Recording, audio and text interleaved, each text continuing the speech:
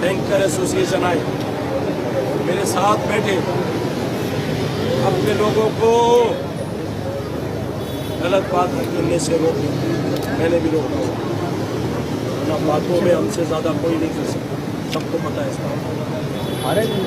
लेकिन मोहब्बत का ये पैगाम आज मैं दे रहा हूँ बैंकर एसोसिएशन के अहदेदारों को कि आए गवर्नर हाउस बैठे मेरे साथ, मामला तय कैसे इन चीज़ों को रोका जा सकता है।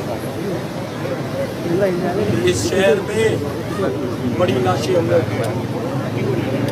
जो आज ये बाप सख्ती हालत में रो रहा था, कह रहा था कि मेरी बेटी, उसकी आवाज़ मैंने सुनी, वो कह रही थी कोई भाई हमें बचाए, कोई भाई हमें बचाए। तो फिर ये भाई बचाने के लिए